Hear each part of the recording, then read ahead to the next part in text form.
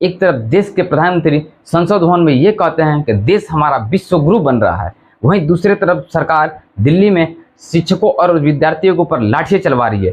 बस वजह इतना है कि शिक्षक और विद्यार्थी अपने हक और अधिकार के मांग कर रहे हैं। शायद सरकार ये भूल रही है कि जब जब युवा बोला है सिंहासन तब तब डोला है। शायद ये सरकार भूल रही है कि देश में युवा की भी आबादी एक बहुत बड़ी आबादी है। अब शिक्षकों को पढ़ाने के बाद, स्टूडेंट का सिलेबस पूरा करने के बाद स्टूडेंट के लिए उनके हक और अधिकार के लिए आवाज़ उठाना पड़ेगा, क्योंकि कभी पेपर लीक के नाम पे, तो कभी सर्वर डाउन के नाम पे, तो कभी नॉर्मलाइजिंग के नाम पे, तो कभी वैकेंसी न आने के नाम पे हमेशा आए दिन सरकार के खिलाफ आवाज़ उठाना ही पड़ता है। गरीब अगर अनपढ़ रहेगा तभी तो भेड़ बकरियों की तरह इन नेताओं के इशारों पर चलता रहेगा। और सभी जानते हैं कि यही अनपढ़ लोग इनका वोट बैंक है, जो धर्म और जात के नाम पे वोट देते आए हैं।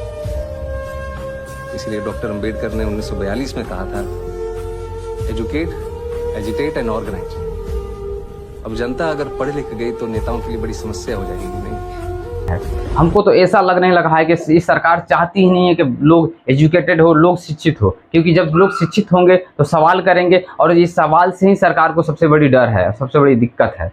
और जब लोग मजबूर हो जाएंगे, जब लोग सरकार के खिलाफ सड़कों पर उतरेंगे, तो सरकार उन पर लाठियां चलवाएगी, सरकार उनको उठा के जेल में बंद करेगी। और लास्ट में सरकार से हम यही कहेंगे कि सरकार याद रखना, अगर आप इस लोकतंत्र देश में शिक्षकों और स्टूडेंटों के ऊपर लाठियां चलवाओगे तो ये मत भूलना कि जब जब युवा बोला है सिंहासन तब तब डोला। आज सभी युवाओं को, सभी शिक्षकों को, सभी विद्यार्थियों को एकजुट होकर इस बहरी सरकार के खिलाफ आवाज उठाने की जरूरत है, तभी जाकर ये कहीं ना कहीं इस समस्या समाधान मिलेगा।